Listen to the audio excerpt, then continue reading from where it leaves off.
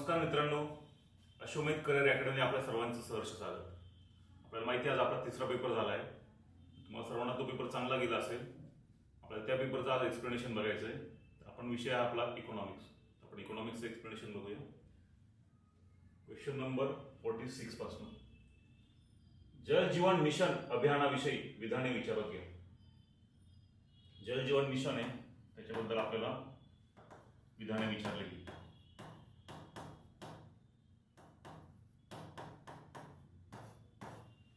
जल शक्ती मंत्रालयाने 15 ऑगस्ट 2016 ला जल जीवन मिशनची सुरुवात करण्यात आली.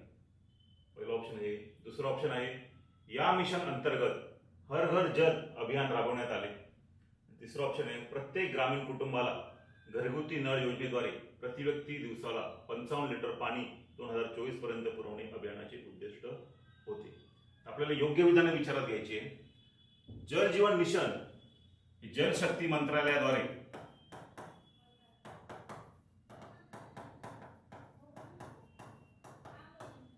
15 ऑगस्ट 2019 ला सुरू करण्यात आली.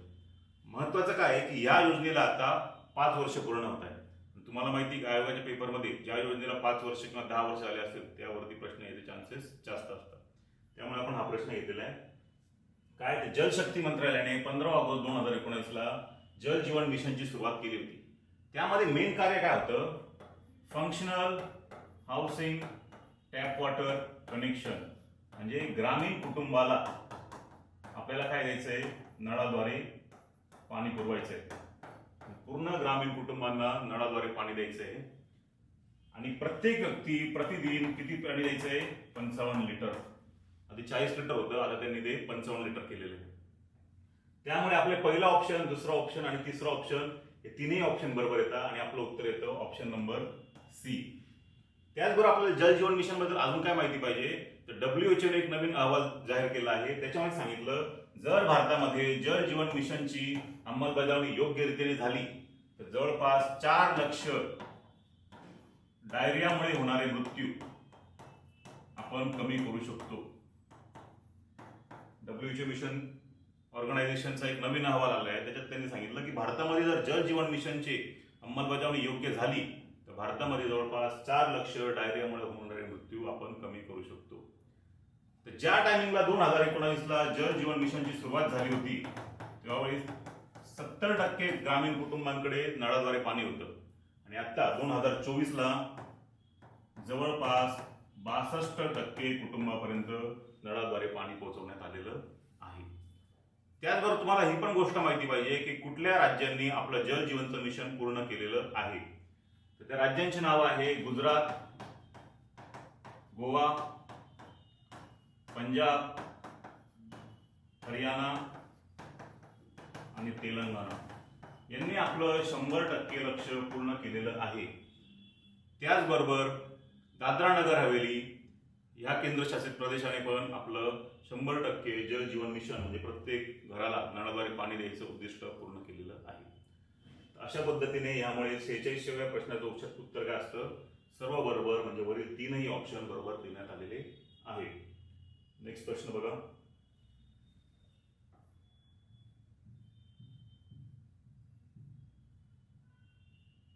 भारताच्या हवामान बदल धोरणाचा भाग म्हणून भारत सरकारने 2030 पर्यंत अक्षय ऊर्जेची स्थापित क्षमता किती पर्यंत वाढवण्याची योजना आखली आहे? काय विचारले? आपली अक्षय ऊर्जेची क्षमता किती करायची आपल्याला 2030 पर्यंत? अक्षय ऊर्जा म्हणजे काय? अशी ऊर्जा म्हणजे सौर ऊर्जा, पवन ऊर्जा, जलविद्युत ह्या ऊर्जेचा समावेश की जे ऊर्जा पुनर्निर्मितीक्षम आहे, म्हणजे जी एकदा वापरल्यानंतर ती संपणार नाही अशी ऊर्जा. तर भारताचं 2030 पर्यंतचं लक्ष्य होतं 350 गिगावॅट आणि आता त्यांनी चेंज केलेलं आहे, आता आहे 500 गिगावॅट. म्हणजे भारताचं अक्षय ऊर्जेचं उद्दिष्ट किती आहे? Option D 350 gigawatt. आतापर्यंत 2024 पर्यंत भारताने किती गिगावॅट ऊर्जा निर्मिती केली अक्षय ऊर्जेद्वारे? लक्षात राहू द्या आतापर्यंत 203 गिगावॅट ऊर्जा निर्मिती झालेली आहे. त्यामुळे भारताने आपलं लक्ष्य वाढवून दिलेलं आहे. आता भारताचं लक्ष्य आहे 500 गिगावॅट. प्रश्नामध्ये 500 ऑप्शन नसल्यामुळे मागच्या उत्तर काय आहे? 350 गिगावॅट. पुढचा प्रश्न बघा. खालीलपैकी कोणती घटना 5व्या पंचवार्षिक योजनेत घडलेली नाही? आपल्याला विचारलंय 5व्या पंचवार्षिक योजनेमध्ये कोणत्या कोणत्या घटना घडलेल्या आहेत. आपल्याला 5व्या पंचवार्षिक योजनेचा काळ माहिती पाहिजे. 1974 ते 1979 हा 5व्या पंचवार्षिक योजनेचा काळ होता. पण गव्हर्नमेंट बदलल्यामुळे ह्या योजनेचा काळ किती झाला? 1974 ते 1978. ह्या पंचवार्षिक योजनेचं मूळ उद्दिष्ट होतं गरिबी निर्मूलन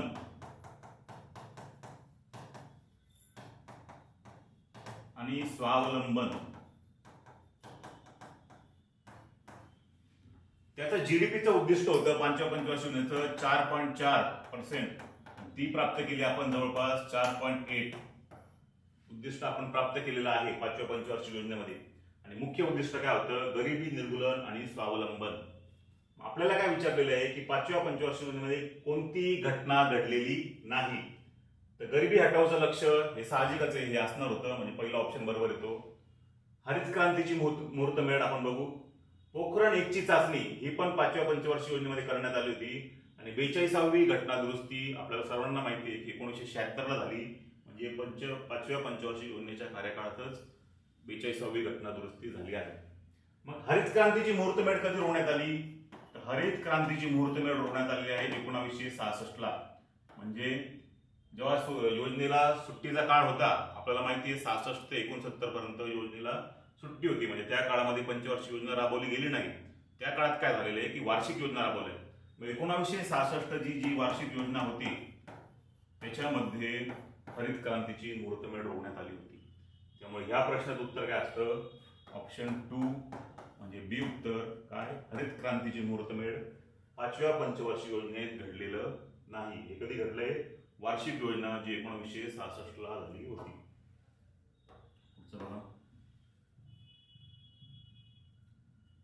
खालीलपैकी कोणते उदाहरण हे प्रत्यक्ष कराचे नाही? काय विचारलंय? कोणते उदाहरण डायरेक्ट टॅक्स आहे? प्रत्यक्ष कर आणि अप्रत्यक्ष कर हे दोन कराचे प्रकार आहेत. प्रत्यक्ष कर म्हणजे ज्याच्यावरती तो कर लागलेला आहे त्यालाच तो भरायचा आहे. आणि अप्रत्यक्ष कर म्हणजे त्याचं आपण हस्तांतरण करू शकतो. प्रत्यक्ष करामध्ये काय काय येतं? आपला आयकर येतो, निगम कर येतो, मालमत्ता कर येतो आणि संपत्ती कर येतो.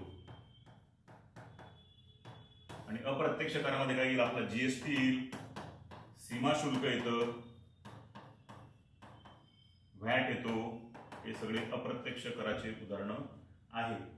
त्यामुळे उत्तर इथे काय राहील? सीमा शुल्क हे प्रत्यक्ष कराचे उदाहरण नसून हे कसलं उदाहरण आहे? अप्रत्यक्ष कराचं. त्याचबरोबर तुम्हाला मालमत्ता कर आणि संपत्ती कर याच्याबद्दल थोडी माहिती पाहिजे. मालमत्ता कर काय होता? वारसा हक्काने एखाद्या व्यक्तीला जी मालमत्ता भेटते त्याच्यावरती लागणारा कर म्हणजे कोणता होता? मालमत्ता कर. म्हणजे वारसा हक्काने तुम्हाला एखादी जमीन भेटली किंवा तुम्हाला एखादी मालमत्ता भेटली तिच्यावरती सरकारने जो कर लावेल तो होता मालमत्ता कर. या मालमत्ता कराची सुरुवात झाली होती 1953 ला. पण 1985 ला हा कर रद्द करण्यात आला. कोणता? मालमत्ता कर. त्यानंतर दुसरा महत्वाचा कर आहे आपल्यासाठी संपत्ती कर. आणि आयोगाने याच्यावरती प्रश्न विचारलेला आहे की निकोलस कॅल्डोरने कोणते कोणते कर लादले होते? तर निकोलस कॅल्डोरने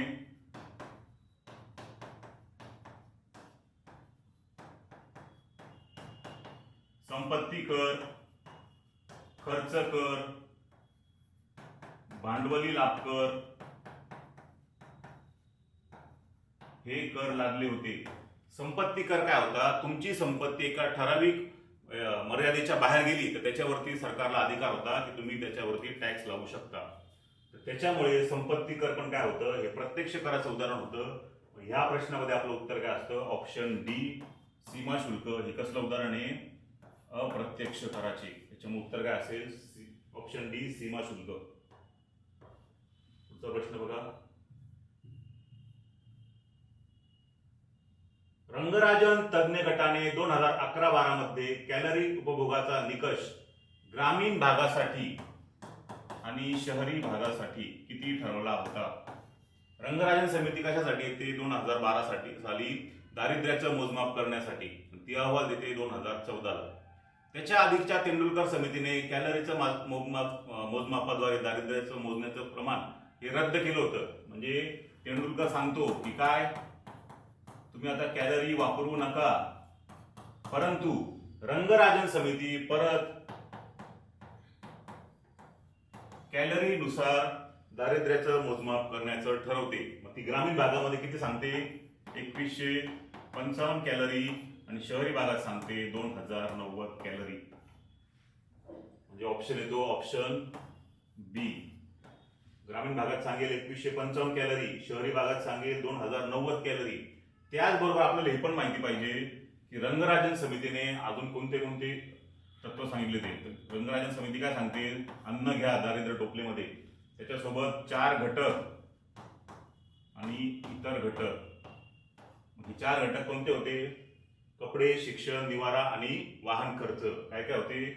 कपडे होता, निवारा होता, शिक्षण होता आणि वाहन खर्च.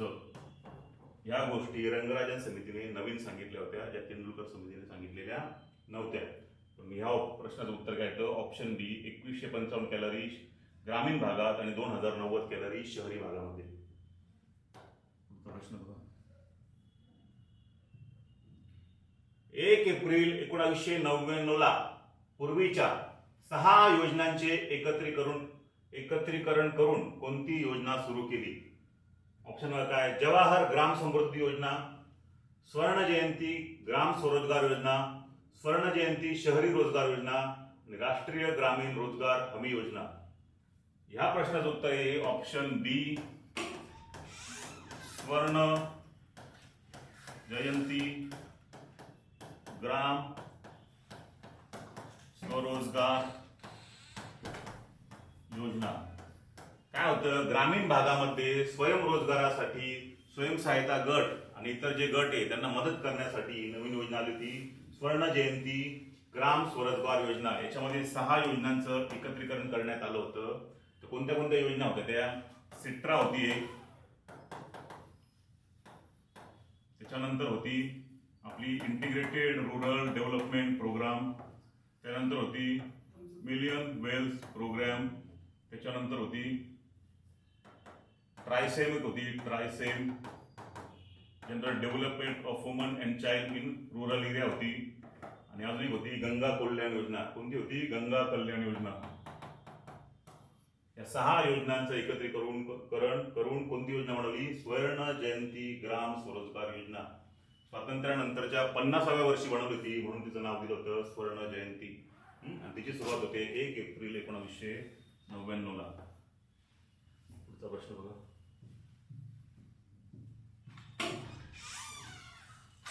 खालीलपैकी रिझर्व्ह बँकेचे निरसनगृह कोणते कार्य करत नाही? निरसनगृहाचं कार्य विचारलंय. निरसनगृह म्हणजे काय? आज तुम्ही एखादा पैसा दुसऱ्या बँकेमध्ये टाकता, त्यानंतर तुमच्या दुसऱ्या अकाउंटवरती ती बँक पैसा टाकते. याच्यामध्ये जो व्यवहार होतो ते काम कोण करतं? निरसनगृह. म्हणजे आंतर बँक व्यवहार करण्याचं कार्य कोण करतं? निरसनगृह. आपल्याला तसंच ऑप्शन बघायचं आहे. सरकारची बँक म्हणून कार्य हे नाही राहणार, अंतिम ऋणदाता म्हणून कार्य हे नाही राहणार, परकीय चलन साठ्याचे नियंत्रण म्हणून कार्य हे नाही, तर आंतर बँक व्यवहारांची पूर्तता करणारे केंद्र म्हणून कार्य हे ऑप्शन बरोबर येतं. म्हणून ऑप्शन काय येतं? डी. आपले वरचे सगळे ऑप्शन रिझर्व्ह बँकेचे कार्य आहे, पण आपल्याला काय विचारायचंय? काय विचारलंय? निरसनगृह कोणते कार्य करते? मग त्याचं उत्तर काय? आंतर बँक व्यवहारांची पूर्तता करणारे केंद्र म्हणून केलेले कार्य. ऑप्शन येतो डी. पुढचा प्रश्न बघायचा आहे. तीव्र मंदी दूर करण्यासाठी सरकारने स्वतः घडवून आणलेली तेजीची परिस्थिती म्हणजे काय? म्हणजे मंदी दूर करण्यासाठी सरकारने जर काही केलं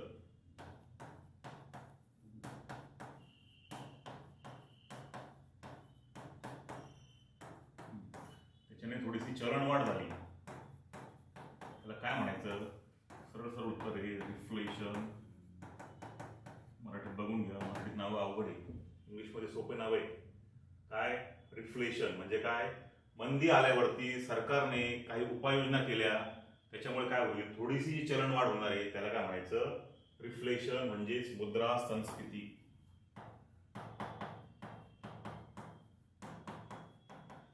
ऑप्शन नंबर ए. डिसइन्फ्लेशन म्हणजे काय? ऑप्शन बी काय म्हणतो? डिसइन्फ्लेशन म्हणजे चलनवाढ होते पण तिच्यामध्ये थोडी घट झाली, म्हणजे वाढीच्या दरात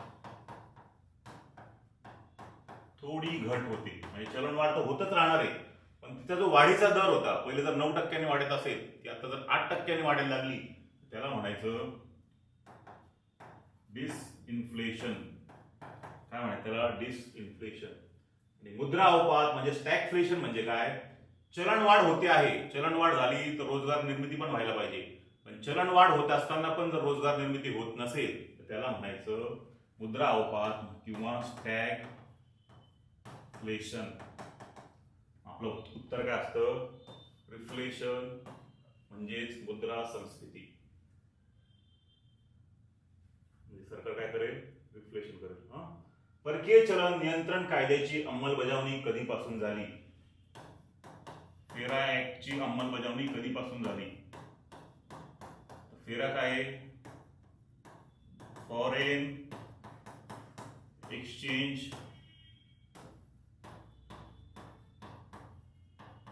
मॅनेजमेंट ऍक्ट. काय होतंय? 1971-72 मध्ये पहिल्यांदा थोड्या प्रमाणामध्ये परकीय गुंतवणुकीला मान्यता देण्यात येते. मग ह्या गुंतवणुकीवरती लक्ष ठेवण्यासाठी 1973 ला फेराचा कायदा येतो. कोणता? 1973 ला फेराचा कायदा येतो. म्हणजेच काय? Foreign exchange management act. त्याची अंमलबजावणी सुरू होते 1 जानेवारी 1974 ला. काय करणार आहे? फॉरेन मधनं जे गुंतवणुकीसाठी पैसे येणार आहे त्यावरती लक्ष ठेवणे, त्याचं नियमन करणे ही जबाबदारी कोणाकडे दिली होती? फेरा कायद्याकडे. आणि फेराच कायद्याला काय म्हटलं जातं? काळा कायदा, कारण त्याचे नियम अतिशय कडक होते. त्यानंतर जेव्हा आर्थिक सुधारणा होता त्यानंतर फेरा कायद्याच्या जागी 2000 साली 1999च्या कायद्यानुसार कशाची पुढला कायदा येईल? फेराच्या ऐवजी फेमा म्हणजे फॉरेन एक्सचेंज मॅनेजमेंट ऍक्ट. आधी ते रेग्युलेशन करणार होते, आता काय करणार आहे? मॅनेजमेंट. फेरा कायद्याची अंमलबजावणी कधी चालू होईल? 1 जानेवारी 1974 ला.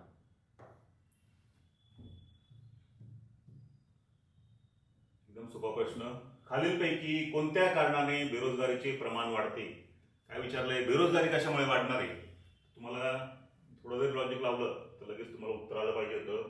कौशल्य शिक्षणाचा अभाव म्हणजे स्किल एज्युकेशन नसेल, आपोआप काय होणार आहे? त्याला रोजगार भेटणार नाही, त्याच्यामुळे काय होईल? बेरोजगारी वाढेल.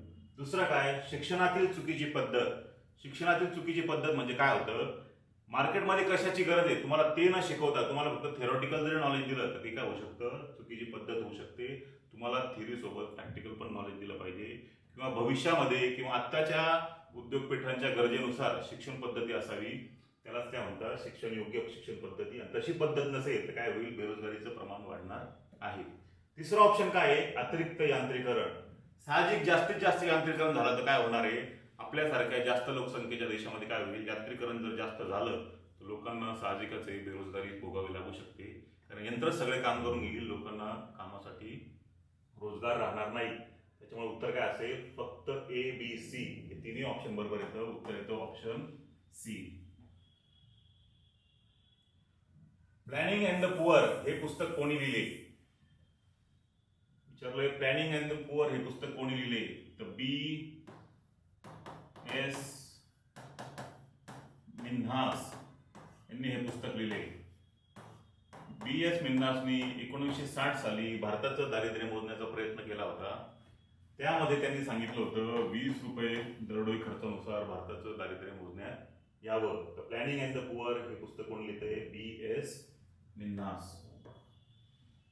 ऑप्शन येतो ऑप्शन 1. पुढचा प्रश्न आहे, मृदा आरोग्य कार्ड योजना कधी सुरू करण्यात आली? म्हणजे सॉइल हेल्थ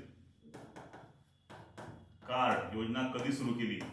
लक्षात राहू द्या 2015 19 फेब्रुवारी ह्या तारखेला ही योजना सुरू करण्यात आली होती.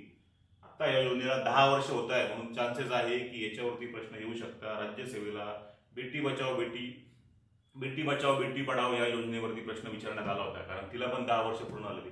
तशाच पद्धतीने मृदा आरोग्य कार्ड योजनेला 10 वर्ष पूर्ण होत आहे, त्याच्यामुळे प्रश्न यायचे चान्सेस आहे. योजनेची सुरुवात होते 19 फेब्रुवारी 2015ला सूरतगड, राजस्थान या ठिकाणावरून.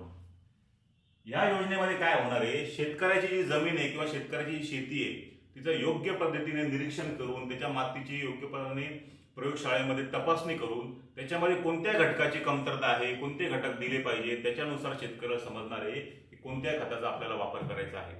याच्याकरिता ही योजना आखण्यात आली होती. आतापर्यंत 25 कोटी पर्यंत पेक्षा जास्त सॉइल हेल्थ कार्ड बनवण्यात आलेले आहे. 2024 पर्यंत 25 कोटी सॉइल हेल्थ कार्ड बनवण्यात आले होते. आपल्याला विचारलं काय, कधी सुरू करण्यात आली, तर लक्षातच राहू द्या, 19 फेब्रुवारी 2014ला राजस्थान येथून सॉइल हेल्थ कार्ड ही योजना सुरू करण्यात आली होती. बघा, खालीलपैकी योग्य विधाने ओळखा. अग्रणी बँक योजना 1959 मध्ये सुरू करण्यात आली आणि अग्रणी बँक योजनेत राज्याला एकक मानण्यात आले होते. अग्रणी बँक योजना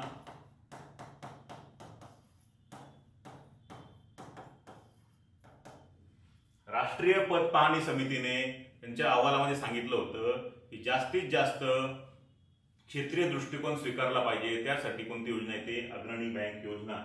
या बँक योजनेची सुरुवात होते 1969 या वर्षी. म्हणजे पहिलं ऑप्शन चुकतंय, काय विचारलंय, 1959. इथे सुरुवात कधी होते, 1969ला. त्यानंतर अग्रणी बँकेत योजनेत राज्याला एकक मानण्यात आलं होतं, तर राज्याला नव्हतं मानण्यात आलं, जिल्ह्याला एकक मानण्यात आलं होतं. म्हणजे जिल्हा एकक पकडला होता त्यांनी. म्हणजे त्यांना काय ठरवायचं होतं की प्रत्येक जिल्ह्याला एक बँक नेमून द्यायची, तिने त्या जिल्ह्याचं अग्रणी बँक म्हणून कार्य करायचं आणि जिल्ह्याच्या जेवढ्या काही पतगरजा असतील त्याबाबत अहवाल तिने तयार करायचा होता. त्यामुळे काय होतं, इथे दोन्ही पण ऑप्शन चुकत आहे. अग्रणी बँक योजनेची सुरुवात होते 1969ला आणि राज्याला एकक न मानता जिल्ह्याला एकक मानलं होतं, म्हणून ऑप्शन सी येतो बरोबर. काय, दोन्ही चूक.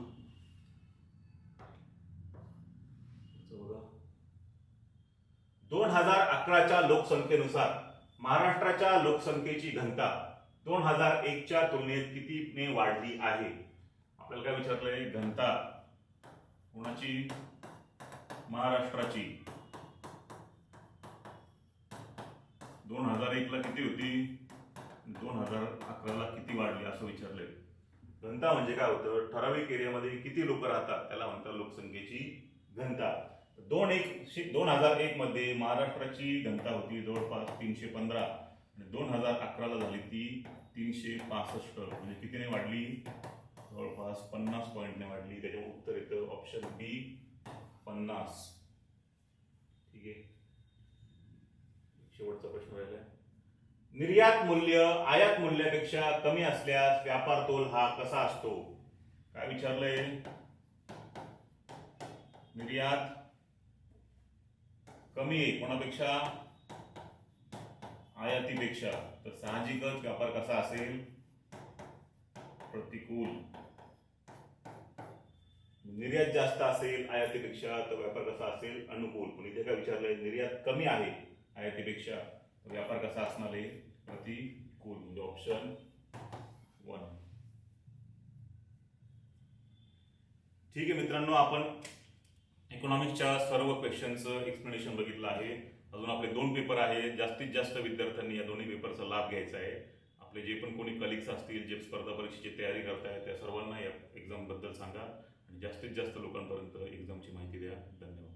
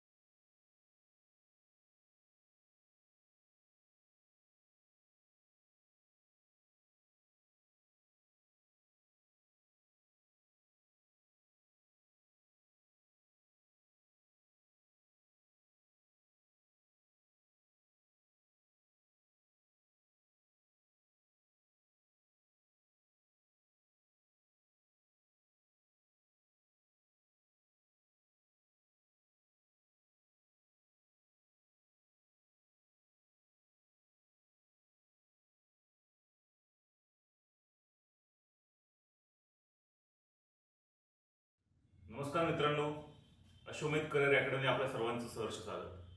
आपल्याला माहिती आहे आज आपला तिसरा पेपर झाला आहे. तुम्हाला सर्वांना तो पेपर चांगला गेला असेल. आपल्याला त्या पेपरचं आज एक्सप्लेनेशन बघायचं आहे. आपण विषय आहे आपला इकॉनॉमिक्स. आपण इकॉनॉमिक्सचं एक्सप्लेनेशन बघूया.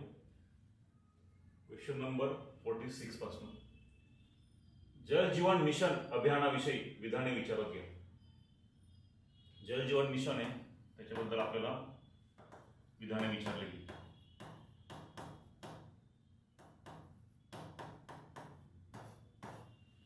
जल शक्ती मंत्रालयाने 15 ऑगस्ट 2016 जल जीवन मिशनची सुरुवात करण्यात आली. पहिला ऑप्शन आहे. दुसरा ऑप्शन आहे या मिशन अंतर्गत हर घर जल अभियान राबवण्यात आले. तिसरा ऑप्शन आहे प्रत्येक ग्रामीण कुटुंबाला घरगुती नळ योजनेद्वारे प्रति व्यक्ती दिवसाला 55 लिटर पाणी 2024 पर्यंत पुरवणे अभियानाचे उद्दिष्ट होते. आपल्याला योग्य विधाने विचारात घ्यायची आहे. जल जीवन मिशन जल शक्ती मंत्रालयाद्वारे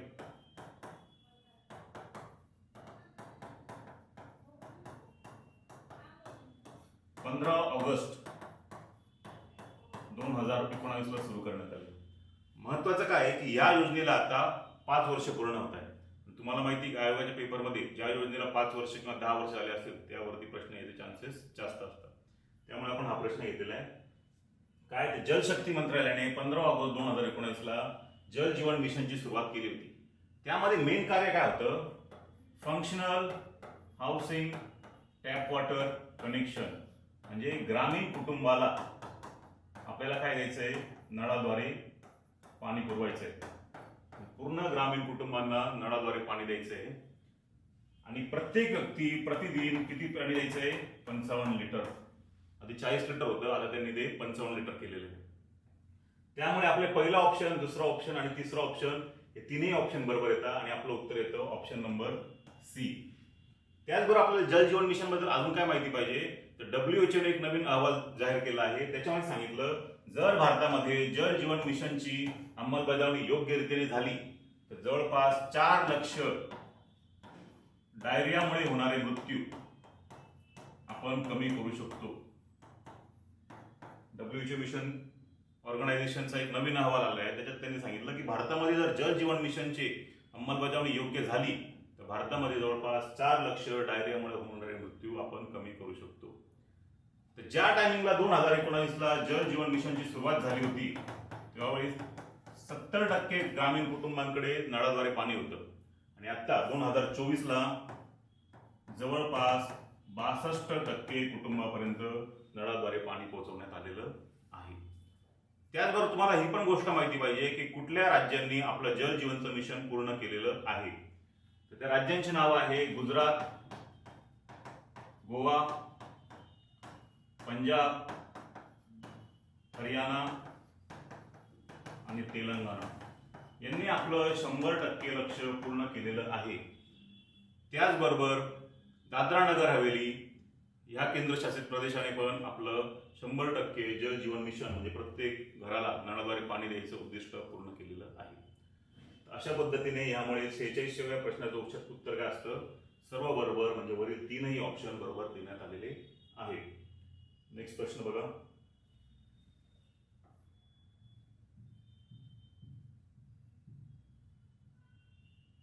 भारताच्या हवामान बदल धोरणाचा भाग म्हणून भारत सरकारने 2030 पर्यंत अक्षय ऊर्जेची स्थापित क्षमता किती पर्यंत वाढवण्याची योजना आखली आहे? काय विचारले? आपली अक्षय ऊर्जेची क्षमता किती करायची आपल्याला 2030 पर्यंत? अक्षय ऊर्जा म्हणजे काय? अशी ऊर्जा म्हणजे सौर ऊर्जा, पवन ऊर्जा, जलविद्युत ह्या ऊर्जेचा समावेश की जे ऊर्जा पुनर्निर्मितीक्षम आहे, म्हणजे जी एकदा वापरल्यानंतर ती संपणार नाही अशी ऊर्जा. तर भारताचं 2030 पर्यंतचं लक्ष्य होतं 350 गीगावॅट आणि आता त्यांनी चेंज केलेलं आहे, आता आहे 500 गीगावॅट. म्हणजे भारताचं अक्षय ऊर्जेचं उद्दिष्ट किती आहे? Option D 350 गीगावॅट. आतापर्यंत 2024 पर्यंत भारताने किती गिगावॅट ऊर्जा निर्मिती केली अक्षय ऊर्जेद्वारे? लक्षात राहू द्या, आतापर्यंत 203 गीगावॅट ऊर्जा निर्मिती झालेली आहे. त्यामुळे भारताने आपलं लक्ष वाढवून दिलेलं आहे. आता भारताचं लक्ष आहे 500 गीगावॅट. प्रश्नामध्ये 500 ऑप्शन नसल्यामुळे मागच्या उत्तर काय आहे? 350 गीगावॅट. पुढचा प्रश्न बघा. खालीलपैकी कोणती घटना 5व्या पंचवार्षिक योजनेत घडलेली नाही? आपल्याला विचारलंय 5व्या पंचवार्षिक योजनेमध्ये कोणत्या कोणत्या घटना घडलेल्या आहेत.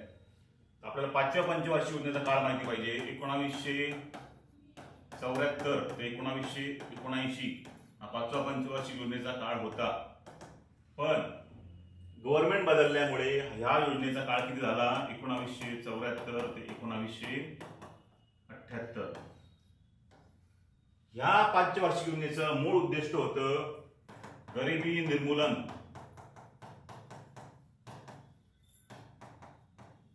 आणि स्वावलंबन.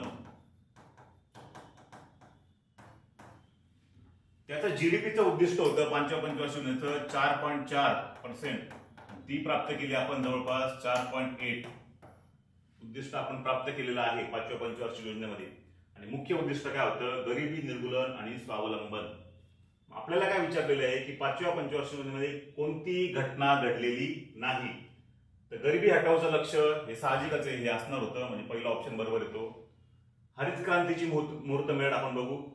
पोखरण 1 ची चाचणी ही पण 5व्या पंचवार्षिक योजनेमध्ये करण्यात आली होती. आणि 42वी घटना दुरुस्ती आपल्याला सर्वांना माहिती आहे की 1976 ला झाली. म्हणजे 5व्या पंचवार्षिक योजनेच्या कार्यकाळातच 42वी घटना दुरुस्ती झाली आहे. मग हरित क्रांतीची मुहूर्तमेढ कधी रोवण्यात आली? तर हरित क्रांतीची मुहूर्तमेढ रोवण्यात आली आहे 1966 ला.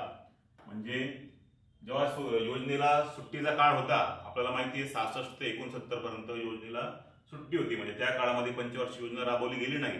त्या काळात काय झालेलं आहे की वार्षिक योजना राबवली. 1966 जी वार्षिक योजना होती त्याच्यामध्ये हरित क्रांतीची मुहूर्तमेढ रोवण्यात आली होती. त्यामुळे ह्या प्रश्नाचं उत्तर काय असतं? ऑप्शन 2 म्हणजे बी उत्तर काय? हरित क्रांतीची मुहूर्तमेढ 5व्या पंचवार्षिक योजनेत घडलेलं नाही. हे कधी घडलंय? वार्षिक योजना जी 1966 ला झाली होती.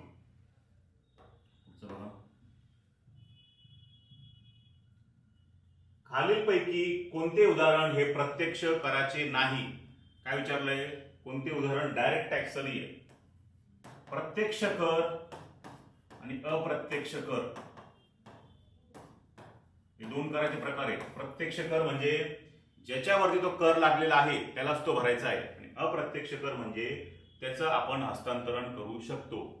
प्रत्यक्ष करामध्ये काय काय येतं? आपला आयकर येतो, निगम कर येतो, मालमत्ता कर येतो आणि संपत्ती कर येतो. आणि अप्रत्यक्ष करामध्ये काय येईल? आपला जीएसटी येईल, सीमा शुल्क येतं, व्हॅट येतो. हे सगळे अप्रत्यक्ष कराचे उदाहरणं आहे. त्यामुळे उत्तर इथे काय राहील? सीमा शुल्क हे प्रत्यक्ष कराचे उदाहरण नसून हे कसलं उदाहरण आहे? अप्रत्यक्ष कराचं. त्याचबरोबर तुम्हाला मालमत्ता कर आणि संपत्ती कर याच्याबद्दल थोडी माहिती पाहिजे. मालमत्ता कर काय होता? वारसा हक्काने एखाद्या व्यक्तीला जी मालमत्ता भेटते त्याच्यावरती लागणारा कर म्हणजे कोणता होता? मालमत्ता कर. म्हणजे वारसा हक्काने तुम्हाला एखादी जमीन भेटली किंवा तुम्हाला एखादी मालमत्ता भेटली तिच्यावरती सरकारने जो कर लावेल तो होता मालमत्ता कर. या मालमत्ता कराची सुरुवात झाली होती 1953 ला. पण 1985 ला हा कर रद्द करण्यात आला. कोणता? मालमत्ता कर. त्यानंतर दुसरा महत्वाचा कर आहे आपल्यासाठी संपत्ती कर. आणि आयोगाने याच्यावरती प्रश्न विचारलेला आहे की निकोलस कॅल्डोरने कोणते कोणते कर लादले होते? तर निकोलस कॅल्डोरने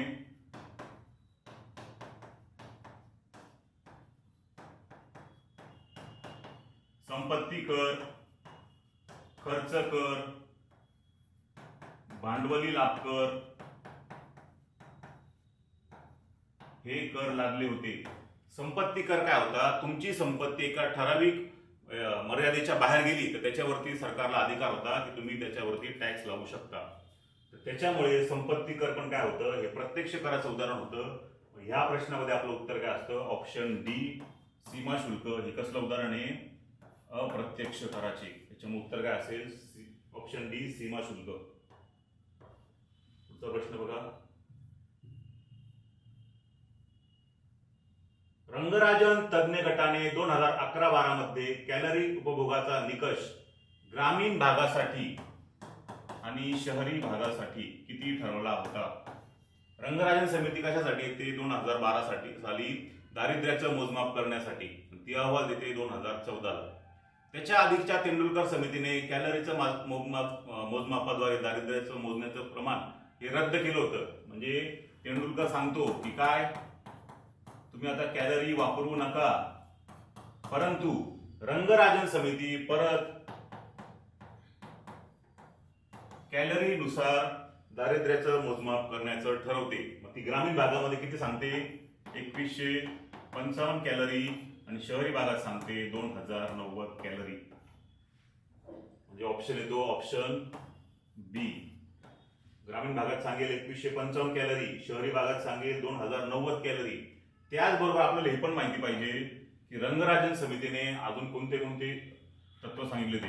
रंगराजन समिती काय सांगते? अन्न घ्या दारिद्र्य टोपलेमध्ये, त्याच्यासोबत 4 घटक आणि इतर घटक. हे 4 घटक कोणते होते? कपडे, शिक्षण, निवारा आणि वाहन खर्च. काय काय होते? कपडे होता, निवारा होता, शिक्षण होता आणि वाहन खर्च. या गोष्टी रंगराजन समितीने नवीन सांगितल्या होत्या, ज्या तेंडुलकर समितीने सांगितलेल्या नव्हत्या. पण ह्या प्रश्नाचं उत्तर काय येतं? ऑप्शन बी. 2155 कॅलरी ग्रामीण भागात आणि 2090 कॅलरी शहरी भागामध्ये. प्रश्न बघा. 1 एप्रिल 1999ला पूर्वीच्या 6 योजनांचे एकत्रीकरण करून कोणती योजना सुरू केली? ऑप्शन काय? जवाहर ग्राम समृद्धी योजना, स्वर्ण जयंती ग्राम स्वरोजगार योजना, स्वर्ण जयंती शहरी रोजगार योजना आणि राष्ट्रीय ग्रामीण रोजगार हमी योजना. ह्या प्रश्नाचं उत्तर आहे ऑप्शन बी. स्वर्ण जयंती ग्राम स्वरोजगार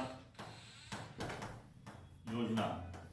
काय होतं? ग्रामीण भागामध्ये स्वयंरोजगारासाठी स्वयंसहायता गट आणि इतर जे गट आहे त्यांना मदत करण्यासाठी नवीन योजना आली होती स्वर्ण जयंती ग्राम स्वरोजगार योजना. याच्यामध्ये 6 योजनांचं एकत्रीकरण करण्यात आलं होतं. तर कोणत्या कोणत्या योजना होत्या त्या? सिट्रा होती एक, त्याच्यानंतर होती आपली इंटिग्रेटेड रूरल डेव्हलपमेंट प्रोग्राम, त्यानंतर होती मिलियन वेल्थ प्रोग्राम, त्याच्यानंतर होती TRYSEM TRYSEM, general development of woman and child in rural area होती, आणि अजून एक होती गंगा कल्याण योजना. कोणती होती? गंगा कल्याण योजना. या 6 योजनांचं एकत्रीकरण करून कोणती योजना बनवली? स्वर्ण जयंती ग्राम स्वरोजगार योजना. स्वातंत्र्यानंतरच्या 50व्या वर्षी बनवली होती, म्हणून तिचं नाव दिलं होतं स्वर्ण जयंती. आणि तिची सुरुवात होते 1 एप्रिल 1999ला. पुढचा प्रश्न बघा.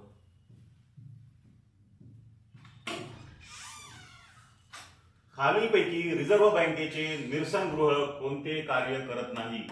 निरसनगृहाचं कार्य विचारलंय.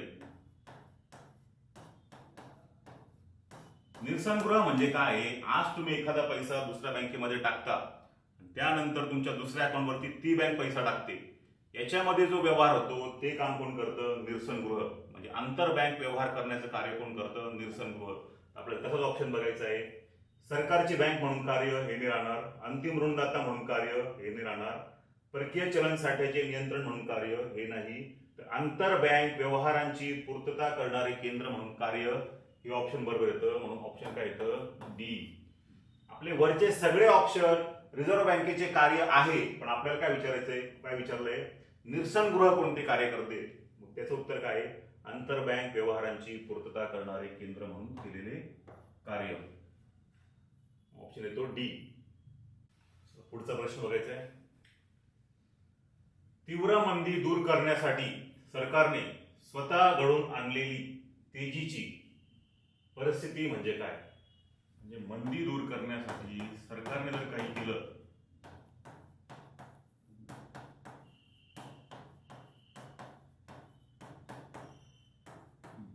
त्याच्याने थोडीशी चलनवाढ झाली, त्याला काय म्हणायचं? सरळ उत्तर आहे रिफ्लेशन. मराठीत बघून घ्या, मराठीत नाव अवघड आहे, इंग्लिश इंग्लिशमध्ये सोपे नाव आहे. काय? रिफ्लेशन. म्हणजे काय? मंदी आल्यावरती सरकारने काही उपाययोजना केल्या, त्याच्यामुळे काय होईल, थोडीशी जी चलनवाढ होणार आहे त्याला काय म्हणायचं? रिफ्लेशन म्हणजेच मुद्रा संस्फिती.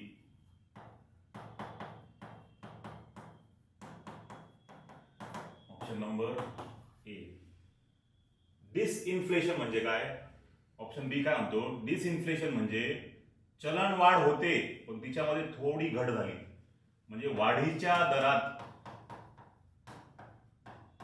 थोडी घट होते. म्हणजे चलनवाढ तर होतच राहणार आहे, पण तिचा जो वाढीचा दर होता, पहिले जर 9% वाढत असेल ती आता जर 8% वाढायला लागली, त्याला म्हणायचं डिसइन्फ्लेशन. काय म्हणायचं त्याला? डिसइन्फ्लेशन. आणि मुद्रा अवपात म्हणजे स्टॅगफ्लेशन म्हणजे काय? चलनवाढ होते आहे, चलनवाढ झाली तर रोजगार निर्मिती पण व्हायला पाहिजे, पण चलनवाढ होत असताना पण जर रोजगार निर्मिती होत नसेल तर त्याला म्हणायचं मुद्रा अवपात किंवा स्टॅगफ्लेशन. आपलं उत्तर काय असतं? रिफ्लेशन म्हणजेच मुद्रा संस्फिती. सरकार काय करेल? रिफ्लेशन करेल. परकीय चलन नियंत्रण कायद्याची अंमलबजावणी कधीपासून झाली? फेरा ऍक्टची अंमलबजावणी कधीपासून झाली? फेरा काय आहे? फॉरेन एक्सचेंज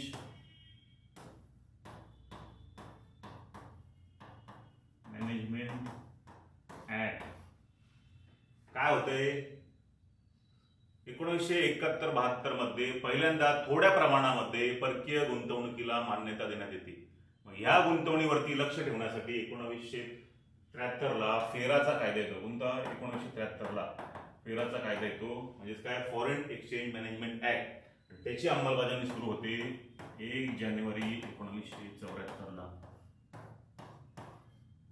काय करणार आहे? फॉरेन मधनं जे गुंतवणुकीसाठी पैसे येणार आहे त्यावरती लक्ष ठेवणे, त्याचं नियमन करणे ही जबाबदारी कोणाकडे दिली होती? फेरा कायद्याकडे.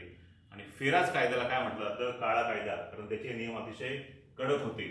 त्यानंतर जेव्हा आर्थिक सुधारणा होता त्यानंतर फेरा कायद्याच्या जागी 2000 साली 1999च्या कायद्यानुसार कशाची पुढला कायदा येईल? फेराच्या ऐवजी फेमा म्हणजे फॉरेन एक्सचेंज मॅनेजमेंट ऍक्ट. आधी ते रेग्युलेशन करणार होते, आता काय करणार आहे? मॅनेजमेंट. फेरा कायद्याची अंमलबजावणी कधी चालू होईल? 1 जानेवारी 1974 ला.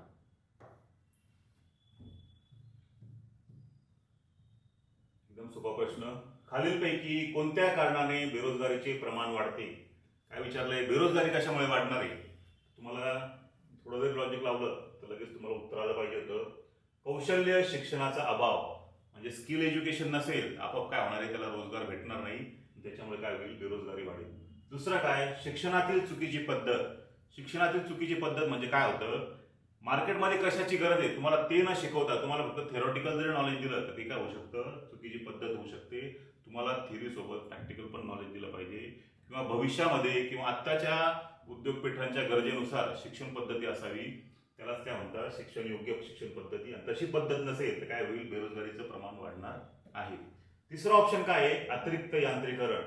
साहजिक जास्तीत जास्त यांत्रिकरण झालं तर काय होणार आहे? आपल्यासारख्या जास्त लोकसंख्येच्या देशामध्ये काय होईल? यांत्रिकरण जर जास्त झालं तर लोकांना साहजिकच आहे बेरोजगारी भोगावी लागू शकते, कारण यंत्र सगळे काम करून घेईल, लोकांना कामासाठी रोजगार राहणार नाही. त्याच्यामुळे उत्तर काय असेल? फक्त ए, बी, सी हे तिन्ही ऑप्शन बरोबर येतं. उत्तर येतं option C. Planning and the poor हे पुस्तक कोणी लिहिले? विचारलंय प्लॅनिंग अँड द पुअर हे पुस्तक कोणी लिहिले? तर B.S. मिन्हास यांनी हे पुस्तक लिहिले. B.S. मिन्हासनी 1960 साली भारताचं दारिद्र्य मोजण्याचा प्रयत्न केला होता. त्यामध्ये त्यांनी सांगितलं होतं 20 रुपये दरडोई खर्चानुसार भारताचं दारिद्र्य मोजण्यात यावं. तर प्लॅनिंग अँड द पुअर हे पुस्तक कोण लिहितंय? B.S. मिन्हास. ऑप्शन येतो ऑप्शन 1. पुढचा प्रश्न आहे, मृदा आरोग्य कार्ड योजना कधी सुरू करण्यात आली? म्हणजे सॉइल हेल्थ कार्ड योजना कधी सुरू केली? लक्षात राहू द्या 2015 19 फेब्रुवारी ह्या तारखेला ही योजना सुरू करण्यात आली होती. आता या योजनेला 10 वर्ष होत आहे, म्हणून चान्सेस आहे की याच्यावरती प्रश्न येऊ शकतात. राज्यसेवेला बेटी बचाओ बेटी पढाओ या योजनेवरती प्रश्न विचारण्यात आला होता, कारण तिला पण 10 वर्ष पूर्ण आलेली. तशाच पद्धतीने मृदा आरोग्य कार्ड योजनेला 10 वर्ष पूर्ण होत आहे, त्याच्यामुळे प्रश्न यायचे चान्सेस आहे. योजनेची सुरुवात होते 19 फेब्रुवारी 2015 ला सूरतगड राजस्थान या ठिकाणावरून. या योजनेमध्ये काय होणार आहे, शेतकऱ्याची जी जमीन आहे किंवा शेतकऱ्याची जी शेती आहे तिचं योग्य पद्धतीने निरीक्षण करून त्याच्या मातीची योग्यपणे प्रयोगशाळेमध्ये तपासणी करून त्याच्यामध्ये कोणत्या घटकाची कमतरता आहे, कोणते घटक दिले पाहिजे, त्याच्यानुसार शेतकऱ्याला समजणार आहे की कोणत्या खताचा आपल्याला वापर करायचा आहे. याच्याकरिता ही योजना आखण्यात आली होती. आतापर्यंत 25 कोटी पर्यंत पेक्षा जास्त सॉइल हेल्थ कार्ड बनवण्यात आलेले आहे. 2024 पर्यंत 25 कोटी सॉइल हेल्थ कार्ड बनवण्यात आले होते. आपल्याला विचारलं काय, कधी सुरू करण्यात आली, तर लक्षातच राहू द्या 19 फेब्रुवारी 2014 ला राजस्थान येथून सॉइल हेल्थ कार्ड ही योजना सुरू करण्यात आली होती. बघा, खालीलपैकी योग्य विधाने ओळखा. अग्रणी बँक योजना 1959 मध्ये सुरू करण्यात आली आणि अग्रणी बँक योजनेत राज्याला एकक मानण्यात आले होते. अग्रणी बँक योजना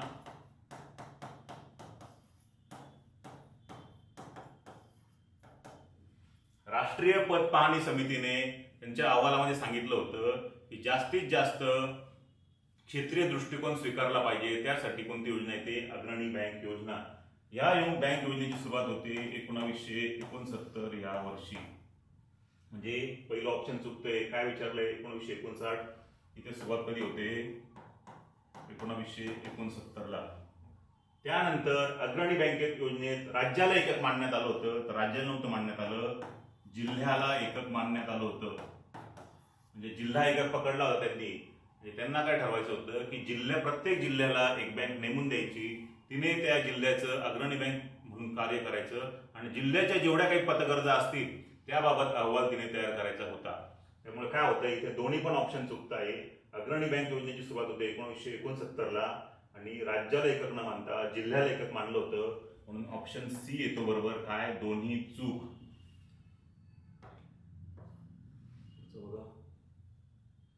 2011च्या लोकसंख्येनुसार महाराष्ट्राच्या लोकसंख्येची घनता 2001च्या तुलनेत कितीने वाढली आहे. आपल्याला काय विचारलंय, घनता कोणाची, महाराष्ट्राची. 2001 ला किती होती, 2011 ला किती वाढली असं विचारलंय. घनता म्हणजे काय होतं, ठराविक एरियामध्ये किती लोक राहतात त्याला म्हणतात लोकसंख्येची घनता. 2001 मध्ये महाराष्ट्राची घनता होती जवळपास 315 आणि 2011 ला झाली ती 365. म्हणजे कितीने वाढली, जवळपास 50 पॉईंटने वाढली. त्याच्यावर उत्तर येतं ऑप्शन बी 50. ठीक आहे. शेवटचा प्रश्न राहिला, निर्यात मूल्य आयात मूल्यापेक्षा कमी असल्यास व्यापार तोल हा कसा असतो. काय विचारलंय, निर्यात कमी आहे कोणापेक्षा, आयातीपेक्षा, तर साहजिकच व्यापार कसा असेल, प्रतिकूल. निर्यात जास्त असेल आयातीपेक्षा तर व्यापार कसा असेल, अनुकूल. पण इथे काय विचारलंय, निर्यात कमी आहे आयातीपेक्षा, व्यापार कसा असणार आहे, प्रतिकूल. म्हणजे ऑप्शन 1. ठीक आहे मित्रांनो, आपण इकॉनॉमिक्सच्या सर्व क्वेश्चनचं एक्सप्लेनेशन बघितलं आहे. अजून आपले 2 पेपर आहेत. जास्तीत जास्त विद्यार्थ्यांनी या दोन्ही पेपरचा लाभ घ्यायचा आहे. आपले जे पण कोणी कलिग्स असतील जे स्पर्धा परीक्षेची तयारी करतायत त्या सर्वांना या एक्झामबद्दल सांगा आणि जास्तीत जास्त लोकांपर्यंत एक्झामची माहिती द्या. धन्यवाद.